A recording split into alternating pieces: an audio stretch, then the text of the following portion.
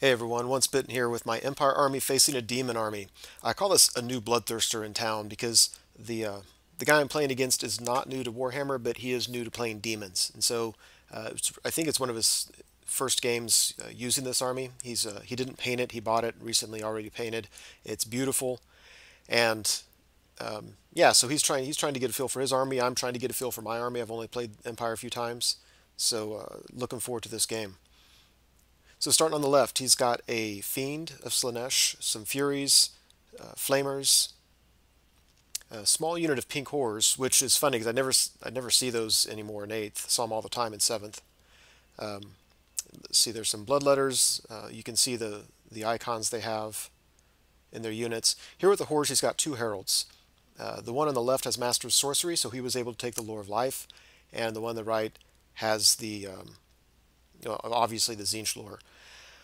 Both of them have Spellbreakers, so in essence he has 2 Dispel Scrolls already in his list, which is going to make it tough for me to have any kind of magic phase. Next to it he has his Bloodthirster, built as you can see, always a tough one, and you'll notice there's another Spellbreaker there, so 3 Dispel Scrolls. I'm really not sure I'm going to have any kind of magic phase here. He's got another unit of Bloodletters, Icon of Endless War. This one has Battle Standard Bearer. And that standard's going to break off in the middle of the game, so take a good look at it here. It's beautiful. I love the job they did on that model. And then on the far side, he's got some more Furies and another Fiend. So here on the far right, I've got my Captain on Pegasus. I love this build. I like him over here to help protect that cannon, and I like to get him over there to try to assassinate some of his wizards, but it's all the way across the board. I figured this would be a good place for him. I really want that cannon to have a few turns to try to pick off his demon of corn, Bloodthirster. Anyway, have a cannon. Then I have my unit of great swords, 40 of them, full command, and I have 2 characters in there. The one here on the right's a warrior priest, and I gave him the armor of meteoric iron just to make him survivable.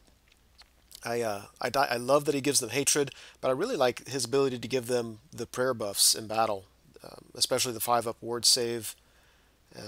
Rerolling to wound is nice. Also in that unit is my Witch Hunter.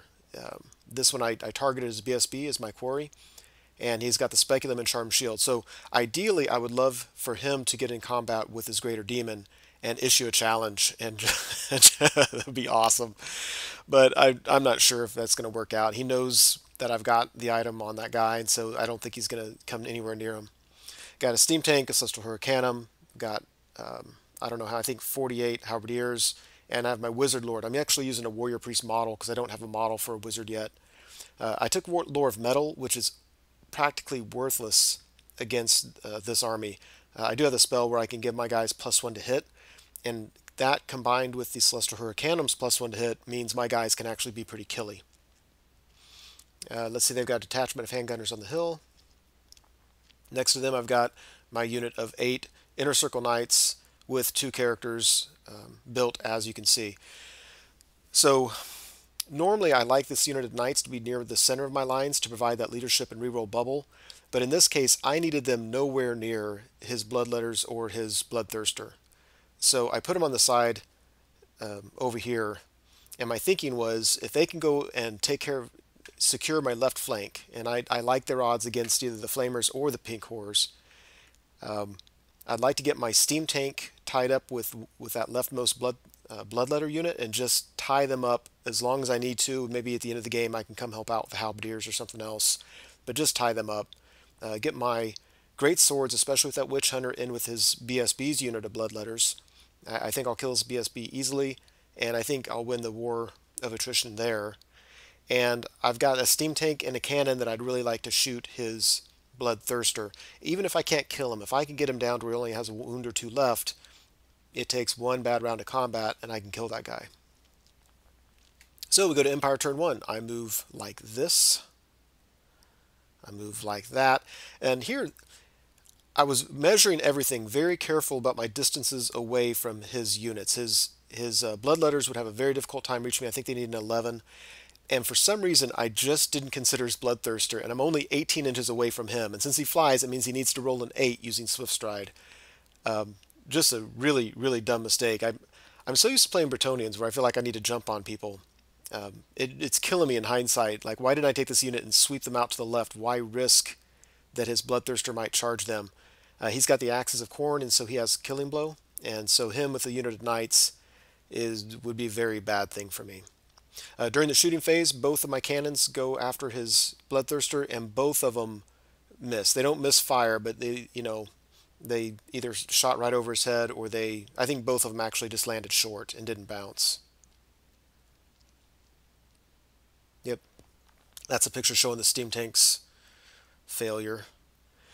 And we go over here to the right. This is Demon's turn 1. His Fiend needed an 11 or 12 to get to my Pegasus, and he made it. I was like, darn it.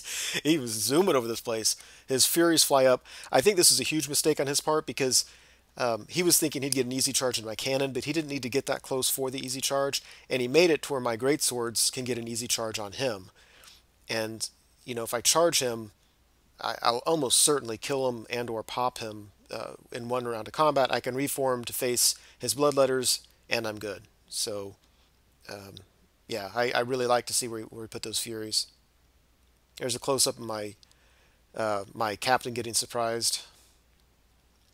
Here's the middle. So he took his Bloodletters on the left and his Greater Demon, and I think his Fiend on the far left. All of them charged my Knights, and yeah, the Greater Demon is the only one that should have made it, and he, of course, did make it. Now, at the time, I didn't know his complete build. I didn't know he had Killing Blow. Had I known that, I might have fled with that unit, but I may not have. I don't know. I probably would have, actually. Anyway, but I didn't know he had Killing Blow, and my opponent forgot that Killing Blow affects cavalry. So for the first 1 or 2 rounds of combat, we didn't use the Killing Blow. So anyway, everything is as you can see. Yeah, that is... I'm glad I have Crown of Command, and I've got, 2 standards at least, so I've got some kind of combat res. First round of combat, I'm going to issue a challenge with my champion, or he issues a challenge, I accept with my champion. If you look at that brown token behind the unit, that means during my magic phase I got the 5-up ward save, so I have that at least. And after combat, he does exactly 1 wound to me. I was really impressed.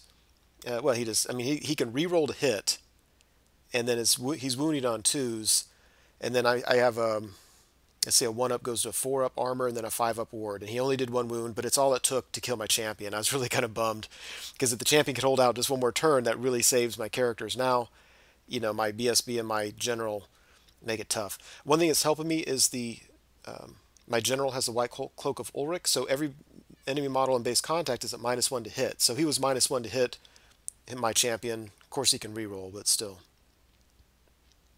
And here on the right, he does no wounds to me.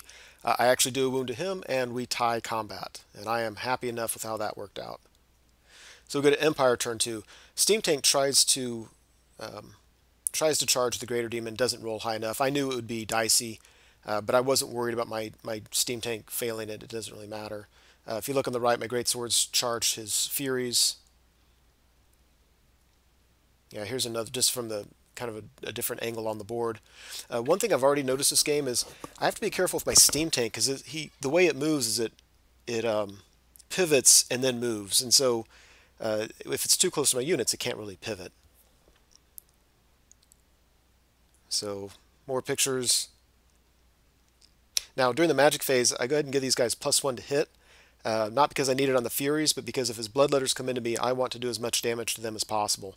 Now the Celestial Hurricanum is nearby, so I'll actually be at +2 to hit with that Lore of Metal spell and the Hurricanum. Oh, and with rerolls with the Warrior Priest. So over here we do the combat with, I accept the challenge with my Battle Standard Bearer. He's got a 0-up rerollable, so it turns into a 3-up rerollable. And of course I still have the 5-up ward save if you look at the symbol behind that unit. And with all that, he's able to do no wounds to me. Of course, I'm never going to be able to wound him, and his leadership is high enough that he didn't take any wounds through instability. And now this, I don't know if he rolled any 6s to wound, but that's where Killing Blow is huge, because now my 3-up rerollable armor save means nothing. So if you look on the right, my captain on Pegasus killed the Fiend, which was nice, so he's now free. The Greatswords killed the Furies and reformed, so that was nice. My cannon is now safe and can continue threatening his Bloodthirster should he ever get out of combat. So there's that reform. I felt that he really didn't have a whole lot of great options for his bloodletters. I mean, he can come into my great swords, and whatever's going to happen is going to happen. But I'm going to be stubborn. Now, if he wins combat, stubborn 8 isn't that fantastic. I don't have a reroll. That's what the main thing I'm worried about. He could also go against my steam tank, but my steam tank's unbreakable, so he risks a rear charge later from either my halberdiers or these guys. And he could try to do a long charge to my hurricanum, but again, he'll probably fail it, and I'm going to countercharge. So he didn't have a lot of great options over there. He decided just to go ahead and go against my great swords. If you look on the left, the bloodletters come in against my inner circle knights, and his fiends come into them as well. So this one, I think we're both really anxious about. But again, I'm going to be, because we're in horde formation, both of my characters are out of combat right now. I am going to issue a challenge with my witch hunter. He's going to accept it as champion. But because my warrior priest is safe, I'm going to get reroll to hit with +2 to hit. So instead of hitting on 4s, I'm hitting on 2 rerollable, and I'll be wounding on 2s. So he's going to do a lot of wounds to me, but my great swords are going to have some killing ability, certainly. Over here, I was thinking the only nice thing is these guys have to go against my general. But with Killing Blow, I think is this turn we realized that, no, it's not this turn. It's next turn to combat we've remembered about the Killing Blow. So until I thought about that, I was thinking, that's cool. They're -1 to hit. There's only 4 that can attack my general, so I was actually pretty okay with that. I was really optimistic about my BSB's chances of surviving because, again, I didn't know about the Killing Blow. Oh yeah, as Furies charge my handgunners. I am just really not a fan of handgunners. They just don't seem to do anything. And after combat, his BSB banner broke, but the character's still alive. And you notice he did, it looks like 7 wounds to me, and I took off several ranks of him. I think I won that round. It was awesome. The only bad thing that happened is in the challenge with my witch hunter and his champion, we get to switch stats. That means I'm strength 5 and he's strength 3. Anyway, we didn't do any wounds to each other. I was really, really disappointed with that. Let's see, the Furies and the handgunners just stick. And he wasn't able to do any wounds to my general. I did know the bloodletters had Killing Blow. Yeah, that's right. But he didn't roll any. So thank goodness my general survived. My BSB didn't even take any wounds. His fiend took a wound. I didn't lose any knights that round to combat. I think I lost, but I'm stubborn on a 10 rerollable. So at this point, I'm very optimistic about that combat. And next turn, my steam tank's going to come plowing into the flank of that bloodletter unit, and I'm thinking I might be able to pop his general just through combat res. So we get Empire turn 3, and I take the steam tank and cram it down in the throat, or the side anyway, of his bloodletters. And again, this is where I need to get used to the order of things, because I have to make a charge with my halberdiers before I do compulsory with my steam tank. And I'd love to charge the halberdiers into the flank of his bloodletters, but I couldn't because my steam tank was in the way. So it was really just frustrating. And my steam tank couldn't go to the bloodletters on the right because he couldn't wheel enough because he was too close to the halberdiers. I'll need to figure that out. So very, very happy about that. I'm going to get D6 plus 3D3 impact hits at strength 6, and then I'll be able to do a flame attack at strength 3. Doing 2d6 hits, so pretty optimistic about that. I have the this Hurricanum, just sticking with the great swords. I'd really like the great swords to finish off that bloodletter unit as quickly as possible. And after combat, it looks like that. So he did much better this time, I think. But anyway, he did a bunch of wounds to me, and I did a bunch of wounds to him. So it seems I didn't quite cut him in half, but pretty much. And this time in the challenge, the initiative of the Witch Hunter and the Bloodletters are the same, and in our challenge we killed each other. And I was really frustrated with that because I think my Witch Hunter should have just wiped the floor with this guy. I get an extra attack because I have that extra gun, brace of pistols, and I was strength 5 going against toughness 3. He was strength 3 going against toughness 3. But I didn't have a save. He had a 5 up ward save. I think that made the difference. Anyway, so now my Witch Hunter's not going to be able to kill his Battle Standard Bearer, and that's a bummer because that just would have been fun. Over here, yeah, so we remembered Killing Blow, and so my BSB died twice. He just got owned. But the Fiend wasn't able to do any wounds. The Bloodletters, amazingly, even with Killing Blow, they're not rolling 6s against my General, so my General's still alive. My steam tank comes in. I really can't complain about that. I don't know if I rolled odds or not, but you notice his bloodletters are very much weakened, and he's going to tie that unit up. So I think my general and the inner circle knights are toast. I think the bloodthirsters are just going to wipe the floor with them. But if nothing else, at least right there in the middle of the combat, the steam tank's going to hold up that bloodletter unit. Over here, the handgunners and the furies are just slapping at each other. And we go to Demons turn 3. Not a whole lot of movement going on because most everything's in combat. I don't know what he's doing with his flamers on the upper left, but they're really having a hard time seeing into my units and maneuvering around that big combat so he can shoot at my stuff. So the flamers are pretty ineffectual so far. The pink horror's turn, I assume, to threaten my captain on the Pegasus in the upper right. And this combat, it's just taking forever, but I took him down again, a bunch of models, probably not as many as I expected to, but I'm starting to run low on attacks now. But again, I'm +2 to hit. I keep on getting the Enchanted Blade spell off, which is just awesome. I allocate a bunch of attacks as Battle Standard Bearer, and that dude can just make ward saves. I cannot kill him.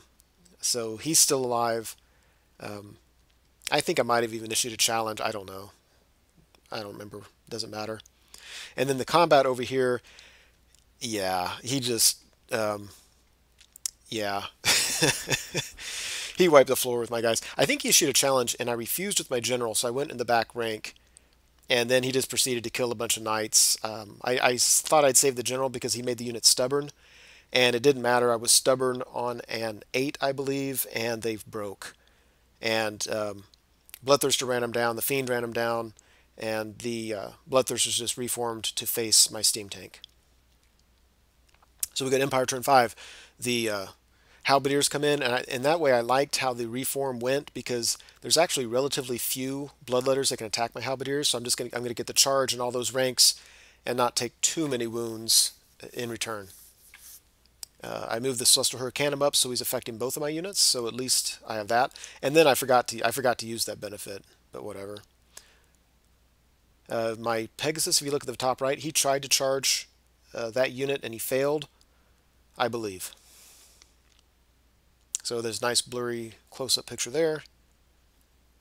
Yep, there's a failed charge up top. I finally finished off his unit here, and this time I just killed him outright. I killed the BSB finally, killed the remaining, I think, 3 guys. This is all I have left out of 40. So let's see, that's 6 times 3, 18. So not bad, just under half. And after combat, very, very happy with how this went. I mean, I think I went for 5 steam points, and so I had a bunch of grinding and the flaming attack I could throw in there. The Halberdiers did okay. He had a bad roll for his combat res. I think he rolled an 11 for his instability test. And so when it was done, then he reformed to shift over and so he could get all his guys to attack my Halberdiers next time. But at this point, I don't really care because he's so little. I'll be able to do enough wounds that I should win that war of attrition. So we go to Demons turn 4. One thing I didn't say, on my last turn, my cannon finally hit his Bloodthirster, wounded him, got past his ward save, and then I rolled a 1. And, oh, darn it. So we go over here during his magic phase, he gets a Lore of Life spell off and heals that wound. And I'm telling you, that hurts. Anyway, he flies his Bloodthirster up so he can, threaten some charges next time. Otherwise, he's not doing a lot with his flamers. I don't know what he was trying to do. I just don't remember. But he's having a hard time getting the flamers to have a target. Blurry picture over here just to show that his Furies last turn finally broke the steadfast of my handgunners. Ran off the board. He stayed on the board. This turn he flew 20 inches towards my cannon. So just another angle. It's a bloody game here, and neither one of us know what's going to happen. It's a real fun game because both of us are like, what's going to happen? Yeah, more angles. And then after combat, I was really hoping I could have popped him, but the Halberdiers, and this is where I was mad at myself because I forgot to do the +1 to hit. But the Halberdiers just couldn't quite do enough. He had his good leadership nearby, so there's a couple of them left, and that's unfortunate because had I popped him this turn, then on my turn I could have done something. So we go to Empire turn 5. Uh, really, I move the Celestial Hurricanum out of line of sight of his Greater Demon. I want his Greater Demon to charge my great swords. I know that, I mean, he's probably going to win. He's going to do a lot of damage, but we really only have, what, I guess it'd be 3 rounds of combat, and he might be able to destroy him, but I'm at strength 5. They have a chance of actually doing some wounds on the guy. So, if he's going to charge somebody, I want it to be the great swords. My captain on Pegasus finally got in. Oh, I moved Celestial Hurricanum over here, so now that if his fiend wants to charge, one, he may not be able to, but if he wanted to, he'd have to be in my front. So if you look at the very top, the captain of Pegasus went into that unit of pink horrors. What I'm trying to do is assassinate characters, so I lined up right next to his Lore of Life wizard. He issues a challenge to the champion, so I have to move over to the champion. I kill him in combat, and so then I reform and slide back down to the Lore of Life wizard. Yeah, so that's him. I think that's before combat, but eventually I kill his champion in the combat. Oh, I guess there's a wound on his Bloodthirster still. It wasn't last magic phase. It's next magic phase. He's able to heal that. So there's the captain. I'm really kind of curious how we can hold up there. We go to Demons turn 5. His Greater Demon charges my Great Swords, and I fail my Terror test. I roll exactly a 5. If I had rolled anything else, I would have hit that impassable terrain, popped through it, and been off the board. And if I rolled anything less than that, he probably would have caught me, because he on his roll he barely missed me. So I didn't like failing the Terror test, but it worked out as well as I could hope for as long as they rally. If you look at the bottom right, his Furies charge my cannon. He has to take dangerous terrain for the woods, and one of them fails. That's huge. That's half the unit dies right there. So I'm hopeful that I can shrug off that attack. Over here, he just lines his flamers up to shoot at my halberdiers. And yeah, because on my turn, I was finally able to pop the rest of those bloodletters. Flamers open up, kill, my guess is about 7 or 8 of those halberdiers.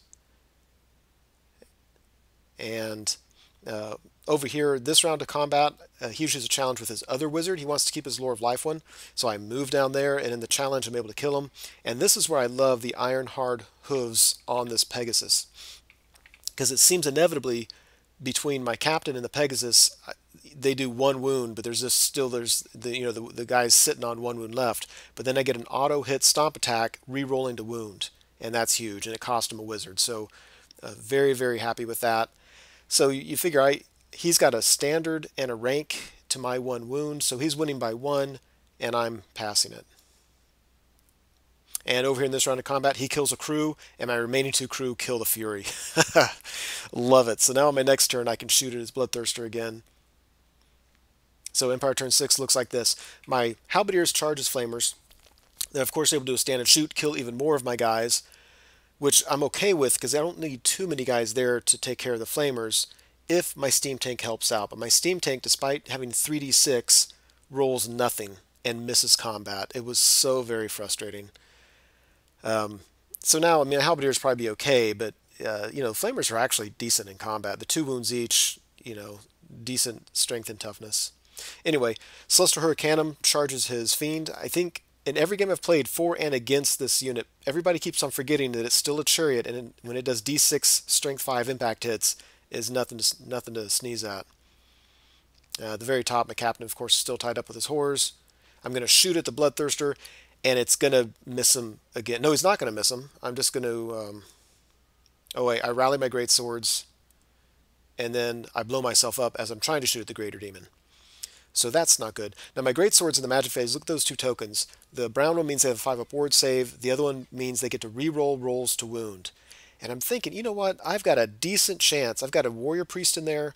They'll be re-rolling to hit, re-rolling to wound, strength 5 with a 5-up ward save. That's as good as I'm going to get against that Greater Demon. We go over here. The same thing happens again. I take a wound from the Shield of Thorns that he got on his magic phase, and on my magic phase I forgot to dispel it. But I get in a challenge with his other wizard, and I take that back. I didn't issue a challenge because I was afraid he would refuse it and go to the back rank. So what I did is I just didn't issue a challenge and he didn't issue it, so all the pink horrors got to attack me, but I wasn't worried about it. All my attacks went on his wizard, and the same thing happened. The stomp attack is what took the last wound off of him. Now his Lore of Life wizard is dead, and the Captain on Pegasus is starting to win me some points here. I don't need him to kill that pink horror unit. He just got me 2 level 2 wizards. I'm happy enough with that. After combat, yeah, I think I do 3 wounds to him. He does a few wounds to me, and we stick. So I don't think he lost any on his instability. He's rolling great for his instability tests. So we go to, oh, and down here the impact hits kill his fiend. So my Celestial Hurricanum is alive and well. We go to Demons turn 6. The Bloodthirster charges my greatswords, and the damn unit fails their terror test again. And if anything I rolled was going to bounce them right through the impassable terrain, right off the board. 590 points. If the Witch Hunter was alive, they would not have had to take the test. And that's the reason I put the Witch Hunter with them to begin with, because I didn't want his Greater Demon charging my greatswords at the first of the game and running off the table. And I love that's a great benefit of the Witch Hunter, is they don't have to take terror tests. But of course he died to a champion. So, oh, that was... And then for his charge, he rolled 3 1s. So he wouldn't have even made the charge, and I would have saved 590 points. Let's see, we go over here. That's before combat? Yeah, I don't know what's going on here. Anyway, you can see the damage being done there. Combat up top. I do some wounds to him. He does a wound to me. He breaks my Pegasus from my captain from combat, but I get away, and I don't care. That works for me. And then both of us thought it was turn 5 or turn 6, and we're using a turn counter, by the way. But we were so caught up in the game that I think we forgot to advance it, so we actually went to round 7. So my steam tank goes into the flank of his horrors. My captain rallies. The halberdiers are still duking it out. There's that. And afterwards, yeah, I just really fluffed. I had D6 plus 3D3, strength 6 impact hits, and I kill just a few guys. I really was hoping I'd kill enough that they'd pop through combat res afterwards. It didn't work, so now it doesn't matter. He's not going to kill me. I can't do any more damage to him, so both of those units are going to stay. Down here, I'm very confident I'm going to kill this guy or pop him through combat res. Go to Demons turn 7. There's really nothing else to do. He turns his Greater Demon just to turn him.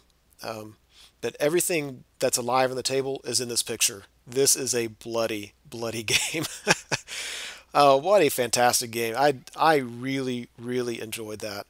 I thought he won because I know his Bloodthirster has so many points. We added it up, and I actually won by, I think it was like 460 before you start adding in banners and him killing my general and stuff like that. But either way, it was still going to be a victory to the Empire, which surprised me. But then again, he only has the Bloodthirster and the Pink Horrors on the table. So anyway, that's it. The Empire held their ground against the Demons. Hope you enjoyed it.